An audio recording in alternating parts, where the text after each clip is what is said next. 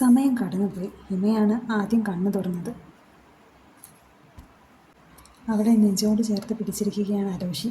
അവനെ തനിക്കരികിൽ കണ്ടപ്പോൾ അവൾക്കെന്തോ വല്ലാത്ത സന്തോഷം തോന്നി. മെല്ലെ ഉയർന്ന് അവൻ്റെ നെറുകയിൽ ചുണ്ടു ചേർത്തു. വേഗം എഴുന്നേറ്റ് അലമാരയിൽ നിന്ന് ഒരു ക്രോപ്പ് ടോപ്പും സ്കേർട്ടും എടുത്ത് വാഷ്റൂമിലേക്ക് കയറി. ഫ്രഷായി ഇറങ്ങിയപ്പോഴും അവൻ നല്ല ഉറക്കത്തിലാണ്. നേരെ കിച്ചണിലേക്ക് കയറി. നേരം സന്ധ്യയോട് അടുത്തിരുന്നു. അത്താഴത്തിന് ചപ്പാത്തിയും കറിയുമാണ്. ചപ്പാത്തി ഉണ്ടാക്കി കറിക്ക് അരിയുമ്പോഴാണ് പുറകിലൊരു കാൽപ്പെരുമാറ്റം കേട്ടത്. തിരിഞ്ഞു നോക്കാൻ തുടങ്ങിയപ്പോഴേക്കും ഒരു കൈ അവളുടെ അരക്കെട്ടിൽ മുറുകിയിരുന്നു. ആളെ തിരിച്ചറിഞ്ഞെന്ന പോലെ അവളുടെ മുഖത്ത് നാണത്താൽ ഒരു ചിരി വിരിഞ്ഞു. എന്താ ചേച്ചാ, ഇത് ബെഡ്റൂമൊന്നും അല്ല, ഒന്ന് പോയേ, എന്തേലും വേണേലേ ഞാൻ അങ്ങോട്ടേക്ക് കൊണ്ടുതരാം, ഹിമ പറഞ്ഞു. നീ നിന്റെ ജോലി ചെയ്തോ കൊച്ചേ, എനിക്ക് വേണ്ടതേ ഞാൻ തന്നെ എടുത്തോളാം, അലോഷി പറഞ്ഞു. അവൻ അവളുടെ ടോപ്പ് ഷോൾഡറിൽ നിന്ന് മെല്ലെ താഴ്ത്തി. ഹാ, ചുമ്മാ തരുന്ന ചേച്ചാ, പ്ലീസ്, അവൾ പറഞ്ഞു തീരും മുന്നേ അവൻ അവളുടെ കഴുത്തിൽ മുഖം അമർത്തിയിരുന്നു. കയ്യിലിരുന്ന കത്തി തനിയെ ഊർന്ന് താഴേക്ക് പോയി. ഹിമയുടെ കണ്ണുകൾ താനെ അടഞ്ഞു. ഒന്ന് എതിർക്കാൻ പോലും ആവാതെ അവൾ അങ്ങനെ തന്നെ നിന്നുപോയി. ഒരു നിമിഷം കൊണ്ടവൻ അവളെ പൊക്കിയെടുത്ത് കിച്ചൺ സ്ലാബിലേക്ക് ഇരുത്തി. ടോപ്പ് പകുതിയോളം വലിച്ചു താഴ്ത്തി അവളുടെ മാറിലേക്ക് മുഖം പൂഴ്ത്തി. അവളുടെ കൈ അവൻ്റെ കോളറിൽ മുറുകിയിരുന്നു. അച്ചച്ച, വേണ്ട, ആരെങ്കിലും വരും, മാറിക്കേ, വാതിന് സ്വരത്തിൽ പറയുമ്പോഴും അവനിലേക്ക് കൂടുതൽ അടുക്കുകയായിരുന്നു അവൾ. വേണം, എൻ്റെ അല്ലേ, ഞാനല്ലേ, പിന്നെന്താ, അവൻ പിന്നെയും അവളിലേക്ക് ചേക്കേറി. പെട്ടെന്നാണ് അലോഷിയുടെ ഫോൺ റിങ് ചെയ്തത്. അലോഷിക്ക് എന്തെന്നില്ലാത്ത ദേഷ്യം വന്നു. മനസ്സില്ലാ മനസ്സോടെ അവൻ ഹിമയിൽ നിന്ന് അകന്നു മാറി. 2 നിമിഷം കണ്ണുടച്ചങ്ങനെ നിന്ന ശേഷം ഹിമയെ ഒന്ന് നോക്കി. ആകെ പകപ്പോടെ ഇരിക്കുകയാണവൾ. അവളുടെ ഇരിപ്പ് കണ്ട് പാവം തോന്നിയിട്ടാവണം അലോഷി അവളുടെ നെറ്റിയിൽ ചുണ്ടുകൾ ചേർത്തു. അത്രയും നേരത്തെ ഒരു ചുംബനം. കണ്ണുകൾ അടച്ച് ഹിമ അത് ഏറ്റുവാങ്ങി. ശരീരത്തിൽ നിന്ന് തെന്നി മാറിക്കിടക്കുന്ന ടോപ്പ് നേരെയാക്കി അവളെ താഴെ നിർത്തി ഒന്ന് പുഞ്ചിരിച്ച് അവൻ ഫോണെടുത്തു. ഈശോയെയും പാലക്കൽ ഫിലിപ്പ്, എന്തിനാണോ ആവോ അലോഷിയുടെ മുഖഭാവം മാറിയത് കണ്ട് ഹിമയ്ക്ക് ചിരി വന്നു. അപ്പോഴേക്കും ഫോണ് കട്ടായിരുന്നു. അലോഷി പെട്ടെന്ന് തന്നെ തിരിച്ചു വിളിച്ചു. ആദ്യ റിങ്ങിൽ തന്നെ ഫിലിപ്പ് ഫോൺ എടുത്തു. എന്താണ് ചെക്കൻ നിനക്ക് പറ്റിയത്? ഫിലിപ്പ് ഫോൺ എടുത്ത പാടെ ചോദിച്ചു. എനിക്കൊന്നുമില്ലപ്പാ, അലോഷി പറഞ്ഞു. വെറുതെ പറയാതെ, എൻ്റെ മോള് പറഞ്ഞല്ലോ, ഫിലിപ്പ് ചോദിച്ചു. എൻ്റെ അപ്പ അതൊന്നുമില്ല, ഒന്ന് തലയ്ക്ക് ഇറങ്ങിയതാ, വേറെ കുഴപ്പമൊന്നുമില്ല, അലോഷി പറഞ്ഞു. ഞങ്ങൾ തിരിച്ചു വരണോടാ, അന്നമ്മച്ചിയാണ് ചോദിച്ചത്. എന്നാത്തിനാ അമ്മച്ചി, ഇവിടെ അത്രയ്ക്ക് വലിയ കുഴപ്പമൊന്നുമില്ല, നിങ്ങൾ സമാധാനത്തിൽ പോയിട്ട് വാ, അലോഷി പറഞ്ഞു. കൊച്ചെന്ത് ചെയ്യും അലോഷി, അന്നമ്മച്ചി ചോദിച്ചു. ഓ, കിച്ചണിലോ മറ്റോ ആണ്. വലിയ താല്പര്യമില്ലാത്ത പോലെയാണ് പറഞ്ഞതെങ്കിലും അലോഷിയുടെ മുഖത്ത് ഒരു ചിരി ഉണ്ടായിരുന്നു. ശ്രദ്ധിക്കണേടാ, അതിനെ വിഷമിപ്പിക്കല്ലേ, അന്നമ്മ പറഞ്ഞു. ഞാനായിട്ട് ആരെയും വിഷമിപ്പിക്കുന്നില്ല, പോരെ, അലോഷി പറഞ്ഞു ഫോൺ കട്ട് ചെയ്തു. അലക്സിനെ വിളിച്ച് നോക്കിയെങ്കിലും റിങ് ചെയ്തതല്ലാതെ ആൾ ഫോൺ എടുത്തില്ല. എല്ലാം കഴിഞ്ഞ് തിരിച്ചെത്തിയപ്പോഴേക്കും ഹിമ കറി ഉണ്ടാക്കി കഴിഞ്ഞിരുന്നു. എൻ്റെ കൊച്ച് വല്ലാതെ കഷ്ടപ്പെടുന്നുണ്ടല്ലേ, അലോഷി അവൾക്കരികിലേക്ക് വന്നുകൊണ്ട് പറഞ്ഞു. അതെ, കണ്ടിട്ട് സഹിക്കുന്നില്ലെങ്കിലേ ആ പാത്രം കഴുകി വെച്ചേരും, ഹിമ സിങ്കിലേക്ക് ചൂണ്ടിക്കൊണ്ട് പറഞ്ഞു.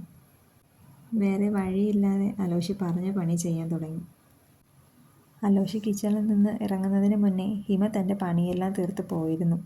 വീട്ടിലാകെ നോക്കിയെങ്കിലും ഹിമയെ എവിടെയും അവൻ കണ്ടില്ല. അവൻ ഒന്ന് ഭയപ്പെട്ടു. അപ്പോഴാണ് ഗാർഡനിൽ ബെഞ്ചിൽ ഒരാൾ ഇരിക്കുന്നത് കണ്ടത്. വേഗം അങ്ങോട്ടേക്കെത്തി അവളുടെ അടുത്തേക്കിരുന്നു. എന്തിനാ കൊച്ചേ മഞ്ഞത്ത് വന്നിരിക്കുന്നത്, അലോഷി ചോദിച്ചു.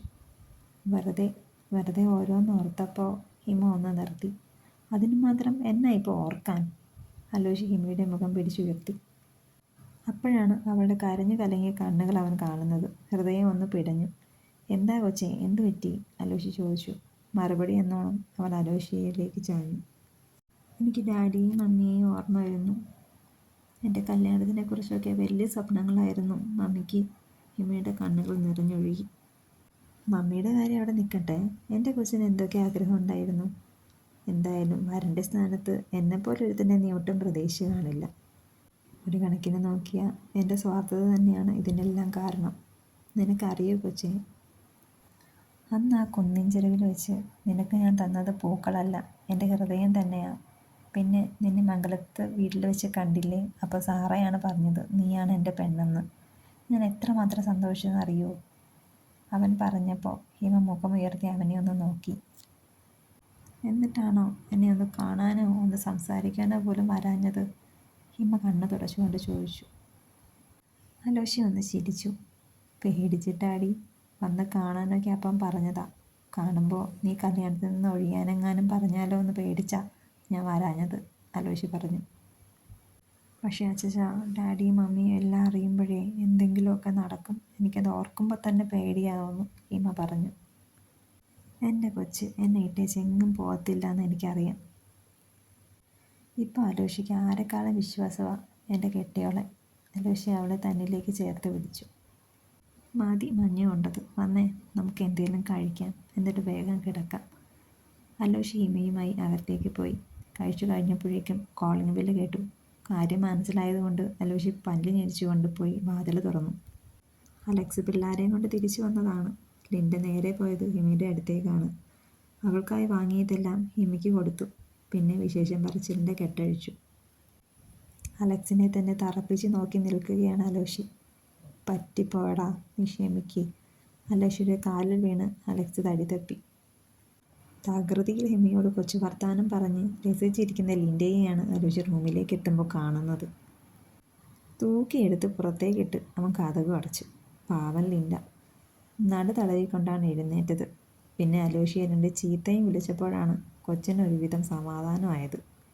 എന്തോന്ന് അയച്ചായ, ഒന്നുമല്ലേലും പെങ്ങളല്ലേ, ഹിമ മുഖം കൂർപ്പിച്ചു. ദാ കൊച്ചെ, വായടച്ച് മിണ്ടാതിരുന്നു, അല്ലേ നിന്നെ ഇപ്പം ഞാനെടുത്തെറിയും.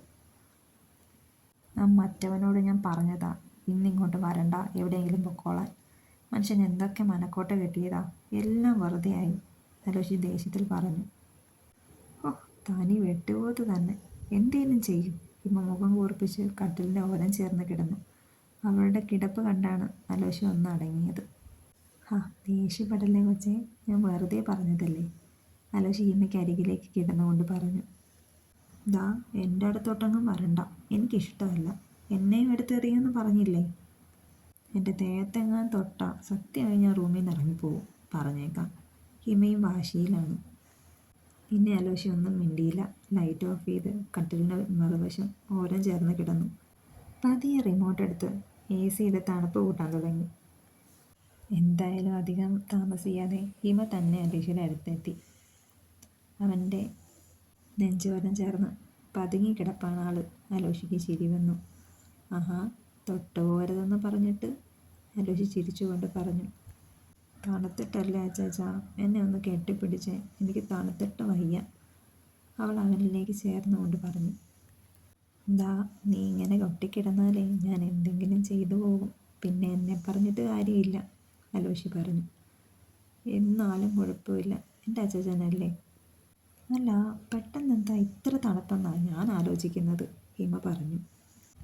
അലോഷി തല ചരിച്ച് അവളെ ഒന്ന് നോക്കി. കണ്ണടച്ച് കിടക്കുകയാണ് ഹിമ. അവനൊരു കുസൃതി തോന്നി. പതിയെ ടോപ്പൊന്ന് ഉയർത്തി അവൻ്റെ വിരലുകൊണ്ട് അവളുടെ വയറിനെ തഴുകാൻ തുടങ്ങി. എന്തോന്നാ അച്ചാച്ചാ, ഞാനൊന്ന് ഉറങ്ങിക്കോട്ടെ, ഹിമ ചിണുങ്ങിക്കൊണ്ട് പറഞ്ഞു.